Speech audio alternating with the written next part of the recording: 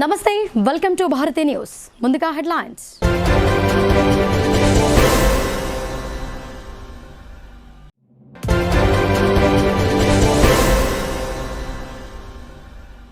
చెడును అంతం చేయడానికి నారాయణుడు వివిధ రూపాలలో జన్మిస్తాడనడానికి నిదర్శనం లక్ష్మీ నరసింహుడు అని అర్బన్ ఎమ్మెల్యే ధన్పాల్ సూర్యనారాయణ అన్నారు. ప్రత్యక్ష దైవమని, కలియుగంలో భక్తులు ఆపదలో ఉంటే పిలిస్తే పలికే స్వామి అని ఆయన అన్నారు. ఇందూరు నగరంలోని 6వ డివిజన్ వినాయక్ నగర్లో శ్రీ లక్ష్మీ నరసింహస్వామి ఆలయంలో నిర్వహించిన బ్రహ్మోత్సవాలకు ముఖ్య అతిథిగా అర్బన్ ఎమ్మెల్యే ధన్పాల్ సూర్యనారాయణ గుప్తా పాల్గొన్నారు. స్వామివారికి ప్రత్యేక పూజలు, కళ్యాణ మహోత్సవ కార్యక్రమాలను నిర్వహించారు.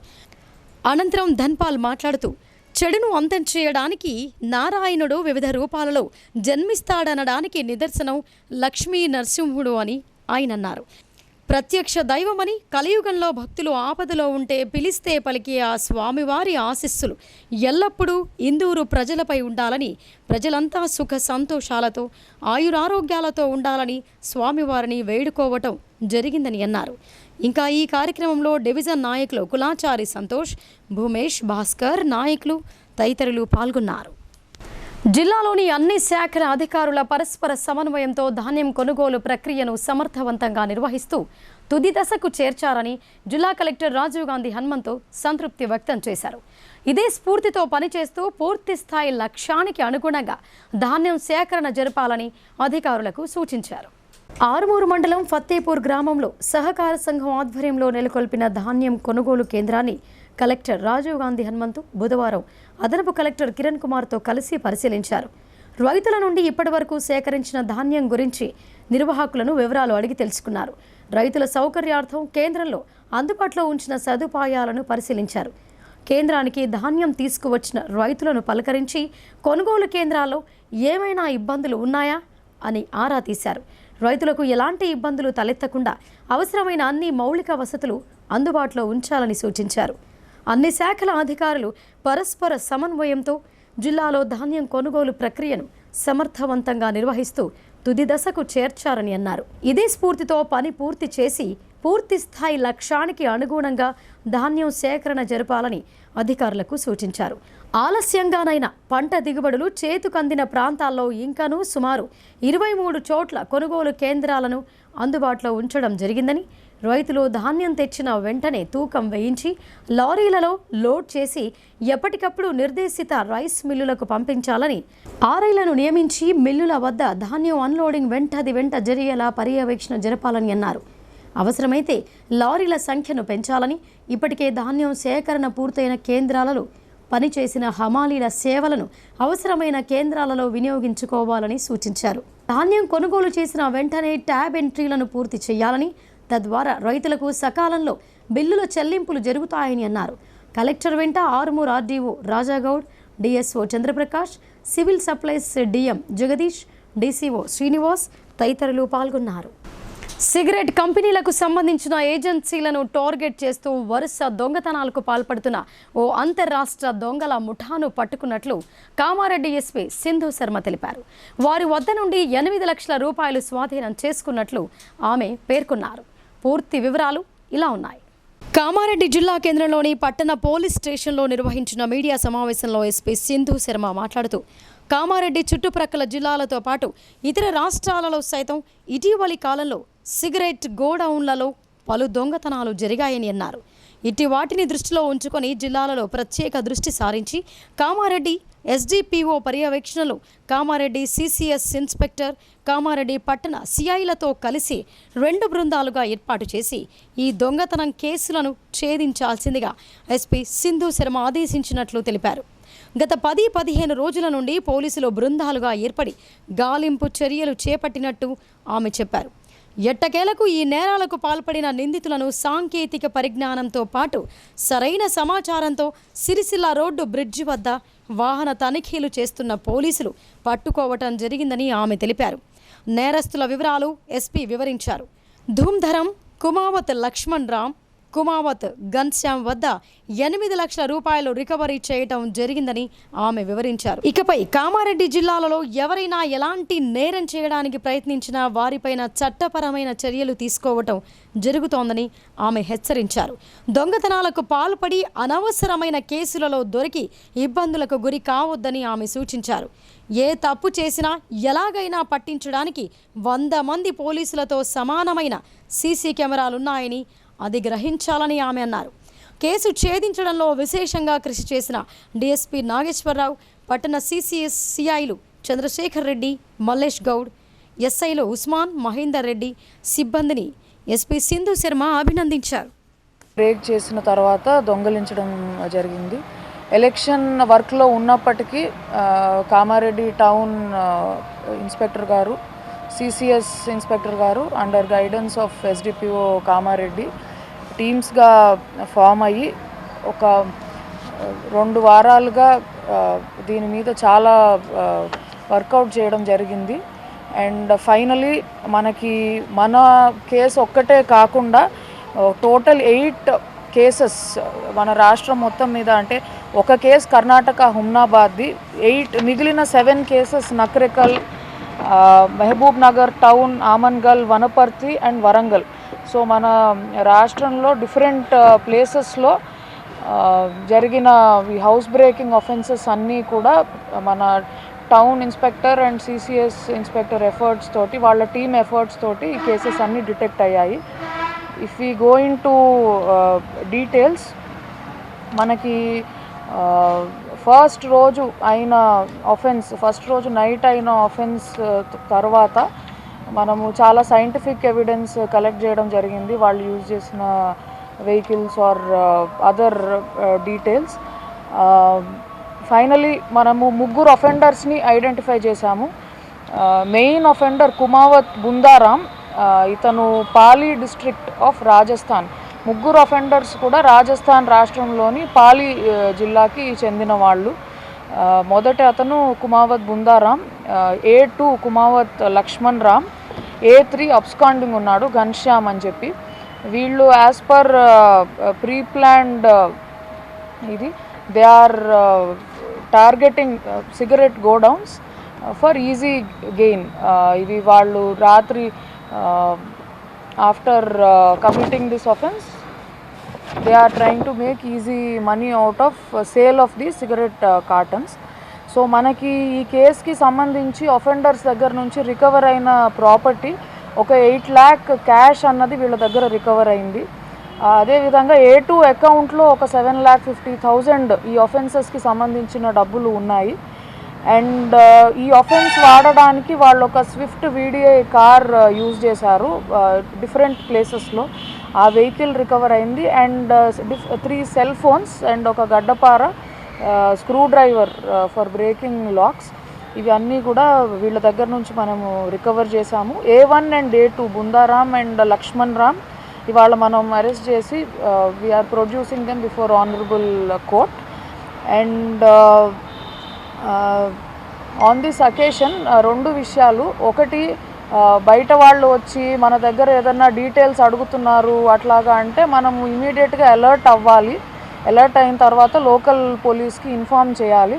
ఎందుకంటే ఇది చేయడం వల్ల, విజిలెంట్గా ఉండడం వల్ల మనకి ఇలాంటి ఆఫెన్సెస్ మనం జరగకుండా చూసుకునే అవకాశం ఉంటుంది.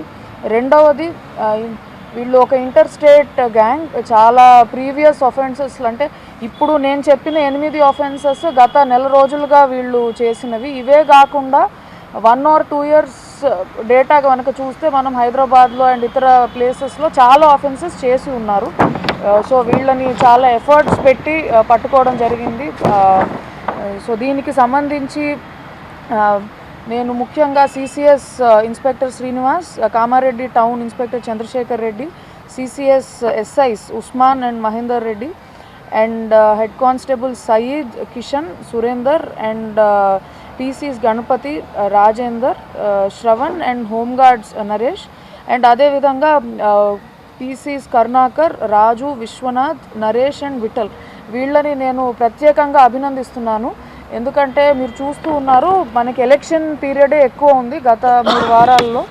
అండ్ ఇది ఉన్నప్పటికీ ఒక మంచి ఇంటర్ స్టేట్ గ్యాంగ్ని చాలా ఎక్సలెంట్ డిటెక్షన్ ఇది. So I appreciate them. And ఇలాంటి ఆఫెన్సెస్ మనం ఫ్యూచర్లో అరికట్టాలి అంటే ప్రజలు కూడా విజిలెంట్గా ఉండాలి. అండ్ వీళ్ళకి కూడా మనం అప్రిషియేషన్ కనుక ఇస్తే ఇంకా రెట్టింపు ఉత్సాహంతో డిటెక్షన్స్ అన్నవి ప్రివెన్షన్ అన్నది చేస్తారని నేను భావిస్తున్నాను. పార్లమెంట్ ఎన్నికల పోలింగ్ ముగిసిన తర్వాత ప్రధాన పార్టీల అభ్యర్థులు గెలుపుపై ధీమాతోనే ఉన్నారు. ఎవరికి వారే పోలింగ్ బూతుల వారీగా లెక్కలు వేసుకుంటున్నారు. క్రాస్ ఓటింగ్, సైలెంట్ ఓటింగ్ తమకు కలిసి వస్తోందని భావిస్తున్నారు. కొద్దిపాటి మెజార్టీతోనైనా బయటపడతామని అభ్యర్థులు భావిస్తున్నారు.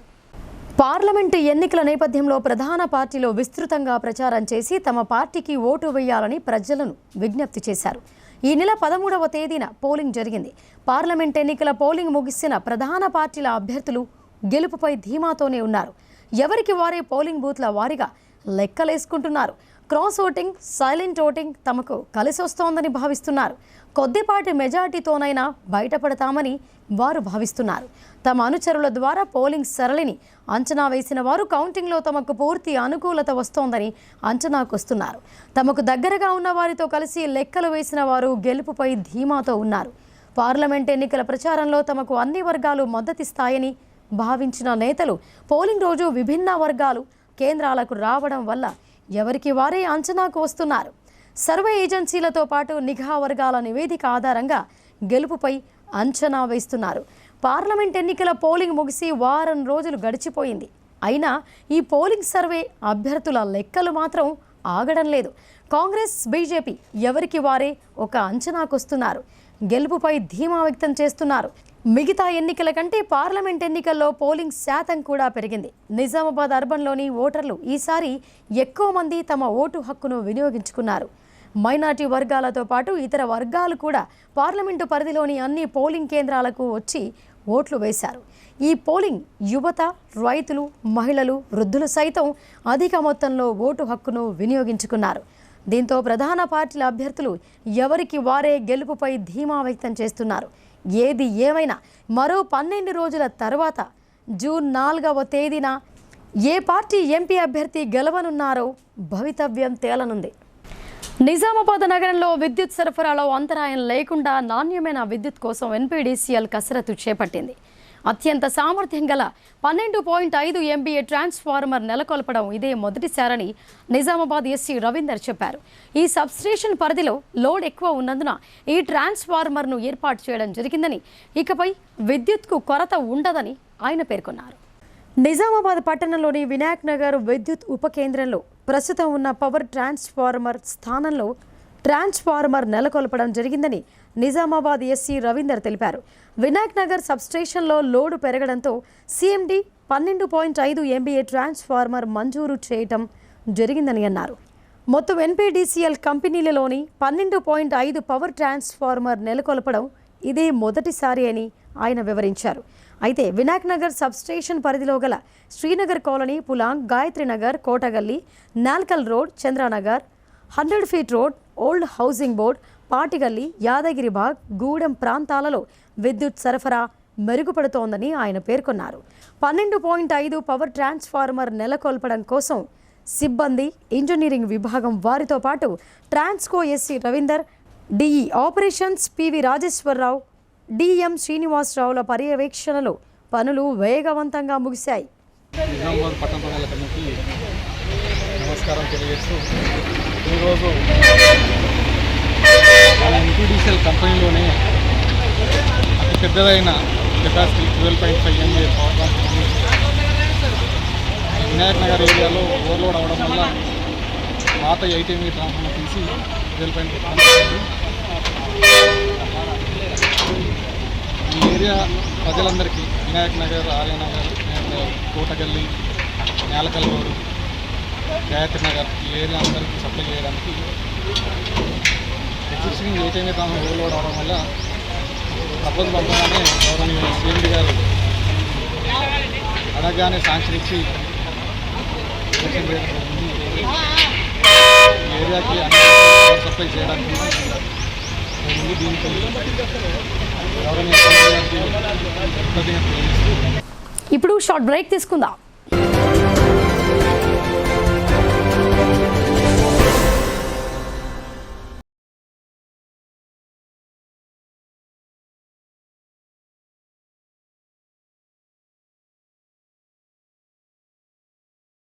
తెలంగాణలో మొట్టమొదటిసారిగా అధునాతన పద్ధతిలో నరాల మానసిక sex alcohol fits treatment AC intensive care unit ఇప్పుడు మన నిజామాబాద్ లో doctor B Keshavulu MD psychiatry Osmania గారి ఆధ్వర్యంలో అన్ని సదుపాయాలు గల అత్యాధునిక అతిపెద్ద హాస్పిటల్ ప్రారంభించబడ్డది. గమనిక ఆధునిక ఏసీ వార్డు, అత్యంత విశాలమైన భవనం, అన్ని నరాల మానసిక సమస్యలకు మరియు ఆల్కహాల్ ను మాన్పించుటకు అడ్మిషన్స్ సౌకర్యం గల తెలంగాణలోనే అతిపెద్ద hospital doctor Keshavulu hospital bus stand ఎదురుగా line Khaleelwadi.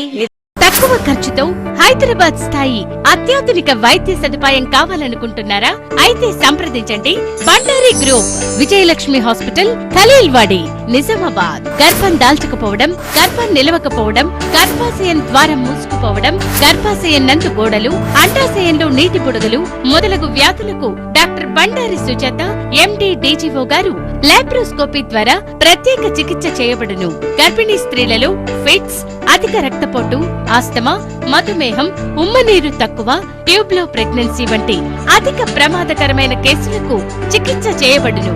Normal delivery, caesarean section, hysterectomy, tubectomy, laparoscopy, hysteroscopy సౌకర్యం కలదు. పిల్లలు పుట్టకుండా ఆపరేషన్ చేసుకున్న వారికి తిరిగి సంతానం కొరకు సంప్రదించగలరు. అందరికీ అందుబాటులో అన్ని రకాల వైద్య సేవలు కలవు. పరిశుభ్రమైన విశాలమైన గదులు, లిఫ్ట్, అధునాతన ఆపరేషన్ థియేటర్, ల్యాబ్, ఫార్మసీ సౌకర్యం కలదు. ప్రతి శుక్రవారం ఉచితంగా చూడబడును. రాష్ట్ర ప్రభుత్వ ఉద్యోగులకు రీయింబర్స్మెంట్ సౌకర్యం కలదు. సంప్రదించండి doctor Bandari Sujatha, Bandari group, Vijayalakshmi hospital, Rajiv Gandhi auditorium దగ్గర, రెడ్ క్రాస్ బ్లడ్ బ్యాంక్ ఎదురు సందులో, ఖలీల్వాడి, నిజాం.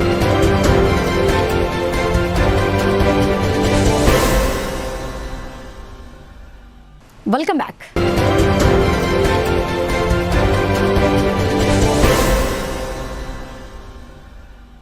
ప్రత్యేక అధికారుల పాలన అస్తవ్యస్తంగా మారింది. గ్రామాల్లో పారిశుద్ధ్యం లోపించడంపై గ్రామీణ జనం అసంతృప్తి వ్యక్తం చేస్తున్నారు.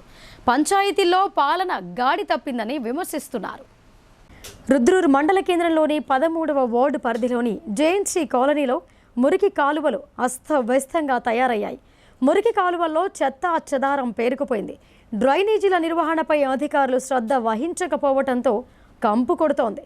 ఫలితంగా దోమలు, ఈగలు వ్యాప్తి చెంది రోగాల బారిన పడుతున్నామని కాలనీ వాసులు వాపోతున్నారు. గత చాలా కాలంగా మురికి కాలువలను శుభ్రం చేయించడం లేదని వాపోయారు. ఇప్పటికైనా అధికారులు స్పందించి మురికి కాలువలను శుభ్రం చేయించాలని కాలనీ వాసులు కోరుతున్నారు. అసలు న్యూస్ అంటే ఏంటి చెప్పు. జిల్లా కేంద్రంలోని అర్సాపల్లిలో రైల్వే ఓవర్ బ్రిడ్జ్ పనులు శరవేగంగా కొనసాగుతున్నాయి.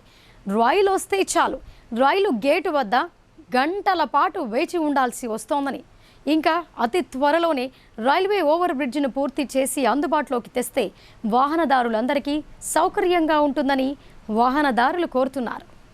నగరంలోని 14వ డివిజన్ అర్సాపల్లిలో కంటేశ్వర్ నుండి అర్సాపల్లి వరకు బైపాస్ రోడ్డు వేశారు. అయితే అది కాస్త అసంపూర్ణంగా ఉండటంతో రైల్వే గేటు ద్వారానే వెళ్లాల్సి ఉంటుంది. ట్రైన్ వచ్చే సమయంలో రైల్వే గేట్ పడితే ఇక వాహనదారులకు నరకయాతననే. భారీ వాహనాలతో గంటల తరబడి వేచి ఉండటంతో పాటు వాహనాలకు తీవ్ర ఇబ్బందులు కలుగుతున్నాయి. దీంతో స్పందించిన ఎంపీ అరవింద్ కేంద్ర ప్రభుత్వం దృష్టికి తీసుకువెళ్లి బైపాస్ రోడ్డు పనులకు మోక్షం కలిగించారు. ఫిబ్రవరి మాసంలో మొదలైన బ్రిడ్జి పనులు ప్రస్తుతం మాత్రం వేగవంతంగా జరుగుతున్నాయి. అర్సపల్లి మీదుగా చెరువులో నుండి బోధన్ రోడ్డు వరకు రైల్వే ఓవర్ బ్రిడ్జ్ నిర్మించడానికి ఎంపీ ధర్మపురి అరవింద్ శంకుస్థాపన చేశారు. శంకుస్థాపన చేసిన మరుసటి రోజు నుండే పనులు వేగవంతంగా కొనసాగుతున్నాయి. అయితే ప్రస్తుతం బైపాస్ నుండి చెరువు మీదుగా రైల్వే పట్టాల వరకు పిల్లర్స్ను నిర్మించారు. రానున్న వర్షాకాలంతో పనులకు అంతరాయం కలగకుండా కాంట్రాక్టర్ వేగవంతంగా పనులను పూర్తి చేస్తున్నారు. బ్రిడ్జి పనుల నాణ్యత పర్యవేక్షణ R&B శాఖకు అప్పగించడంతో ఈ పనులను నిజామాబాద్ R&B ఎస్సీ గజవాడ హనుమంతరావు తరచూ పనుల నాణ్యతను పరిశీలిస్తూ పనుల వేగవంతంకు కృషి చేస్తున్నారు. బ్రిడ్జి పూర్తయితే తమ సమస్యలు తీరుతాయని వాహనదారులు హర్షం వ్యక్తం చేస్తున్నారు. ఈ సందర్భంగా వారు మాట్లాడుతూ రైల్వే గేట్ మీదుగా భారీ వాహనాలు వెళ్లడంతో తీవ్ర ఇబ్బందులకు గురి కావడంతో పాటు ప్రమాదాలు జరుగుతున్నాయని తెలిపారు. రైల్వే ఓవర్ బ్రిడ్జ్ పనులు వేగవంతంగా కొనసాగుతున్నాయని, ప్రభుత్వం స్పందించి పనులను మరింత వేగవంతం చేసి రైల్వే ఓవర్ బ్రిడ్జ్ను వాహనదారులకు అందుబాటులోకి తీసుకువస్తే ఎలాంటి ఇబ్బందులు కలగకుండా వాహనదారులు వెళ్లే అవకాశం ఉందని అన్నారు. రైల్వే ఓవర్ బ్రిడ్జ్ పూర్తయ్యే వరకు తమ వాహనదారులకు ఇబ్బందులు తప్పవని, త్వరగా రైల్వే ఓవర్ బ్రిడ్జిని పూర్తి చేయాలని వాహనదారులు ప్రభుత్వాన్ని విజ్ఞప్తి చేశారు. ప్రభుత్వం ఇదేదో పైలట్ ప్రాజెక్టుగా ఏదైతే స్టార్ట్ చేశారో ఫ్లైఓవర్ బ్రిడ్జ్, దీనివల్ల చాలా ఉపయోగాలు ఉన్నాయి మాకు. ఎందుకంటే ఇక్కడ ఈ రోడ్డు పైన భారీ వాహనాలు రావడం, ఇక్కడ రైల్వే గేట్ ఉండడం, ఆ గేట్ పడేయకపోతే హాఫ్ అన్ అవర్ 1 అవర్ ఒకసారి చాలా టైం పడుతుంది మాకు. వేగవంతంగా పూర్తి చేస్తే కనుక ఇంకా మంచి అవకాశాలు ఉన్నాయి మాకు. ఈ ట్రాఫిక్ జామ్ కావడం అనే పరిస్థితి రాదు. వర్షాకాలంలో అయితే చాలా కష్టమైపోతుంది.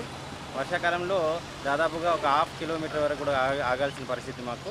మరి ఒకవేళ ఈ ఫ్లైఓవర్ బ్రిడ్జ్ ఇప్పుడైతే వేగవంతంగా నడుస్తుంది, ఇంకా ఇదే రకంగా నడిస్తే కనుక ఖచ్చితంగా అందరికీ అందుబాటులో వచ్చేసి ఇంకా మాకు ప్రయాణం చాలా ఈజీగా అవుతుందని నేను అనుకుంటున్నాను. ప్రభుత్వాన్ని కూడా ఇది వేగవంతంగా చేయాలని కోరుకుంటున్నాను. ధన్యవాదాలు. ఇందూరు నగరంలో లక్ష్మీ నరసింహస్వామి జన్మదినోత్సవ వేడుకలు భక్తి శ్రద్ధలతో నిర్వహించారు. హిమాలయ గంగోత్రి స్వామి నేతృత్వంలో పూజా కార్యక్రమాలు జరిగాయి. నగరంలోని 4వ పోలీస్ స్టేషన్ సమీపంలో శ్రీ లక్ష్మీ నరసింహ జన్మదినోత్సవ వేడుకలు ఓ భక్తుని ఇంట అత్యంత వైభవంగా జరిగాయి. ఈ కార్యక్రమంలో ముఖ్య అతిథిగా విచ్చేసిన హిమాలయ గంగోత్రి స్వామి మాట్లాడుతూ కలియుగ దైవం లక్ష్మీ నరసింహ స్వామి వారిని పేర్కొన్నారు. ఈ సందర్భంగా స్వామివారి జయంతి వేడుకలలో 1008 కలశాలతో అభిషేకం చేయడం జరిగిందని చెప్పారు. లోక కళ్యాణార్థం 1008 కలశాలతో అభిషేకం ఎంతో శ్రేష్టమని చెప్పారు. ఈ కార్యక్రమంలో భక్తులు అధిక సంఖ్యలో పాల్గొన్నారు. మరియు సాయంత్రం జరిగిన లక్ష్మీ నరసింహస్వామి కళ్యాణోత్సవంలో అధిక సంఖ్యలో భక్తులు పాల్గొన్నారు.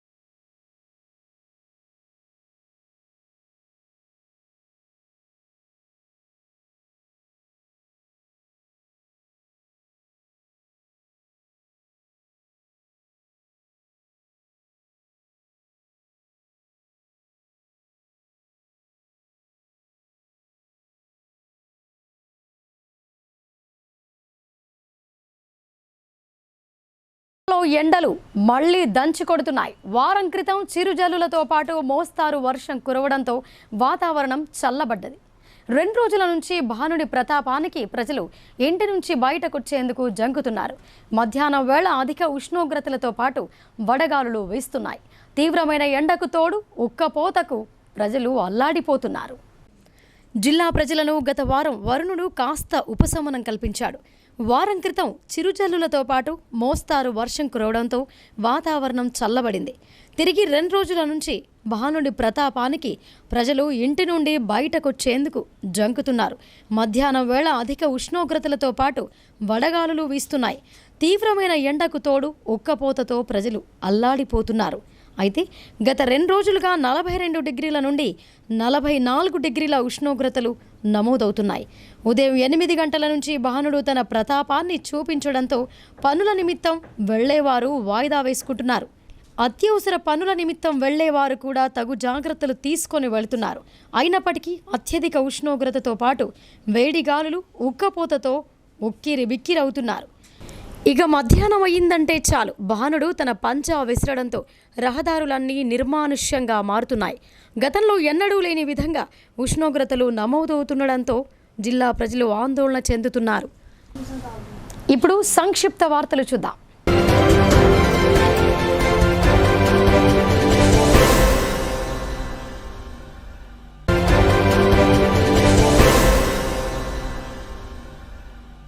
జహీరాబాద్ పార్లమెంటు సభ్యులు బీబీ పాటిల్ సతీ సమేతంగా తిరుమల తిరుపతి శ్రీ వెంకటేశ్వర స్వామి వారిని దర్శించుకున్నారు. తమ వివాహ వార్షికోత్సవం సందర్భంగా సతీ సమేతంగా శ్రీ వెంకటేశ్వర స్వామి వారి దివ్య ఆశీస్సుల కోసం వచ్చినట్టు చెప్పారు. బ్రేక్ దర్శనం సమయంలో స్వామివారిని దర్శించుకున్న బేబీ పాటిల్కు ఆలయ అర్చకులు ఆశీర్వదించి తీర్థ ప్రసాదాలు అందజేశారు.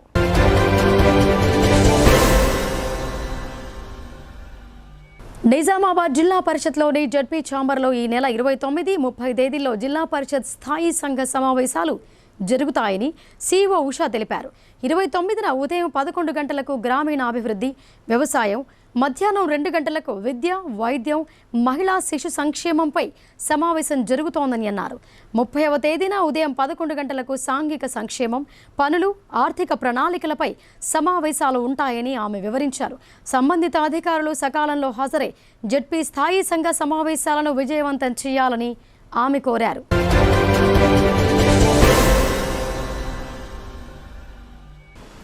వేల్పూర్ మండల కేంద్రంలో వ్యవసాయ శాఖ ద్వారా జిలుగు విత్తనాలు రైతులకు అందించడం జరిగింది.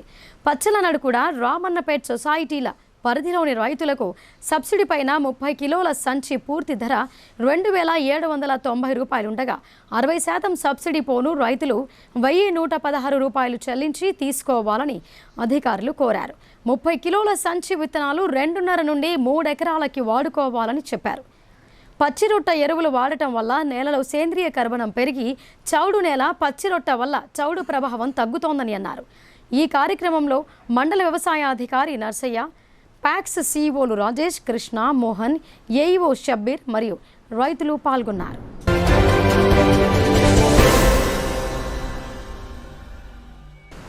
నిజామాబాద్ జిల్లా కేంద్రంలోని రామకృష్ణ విద్యానికేతన్ స్కూల్ యాజమాన్యం పరివర్తన్ 2024 పేరుతో విద్యార్థులకు వేసవి శిక్షణ తరగతులు నిర్వహించడం జరిగిందని పాఠశాల కరెస్పాండెంట్ సముద్రాల శ్రీనివాచారి, ప్రిన్సిపల్ మధుసూదనాచారి తెలిపారు.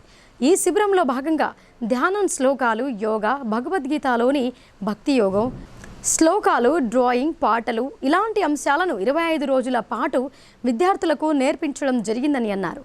ఈ శిబిరంలో పాల్గొన్న వారికి బహుమతులను అందజేశారు.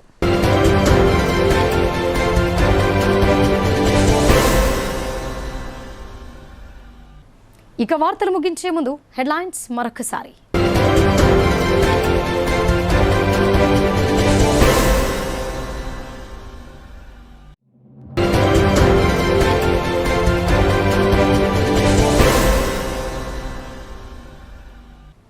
ఇవి బులెటిన్ విశేషాలు. చూస్తూనే ఉండండి భారతీ న్యూస్.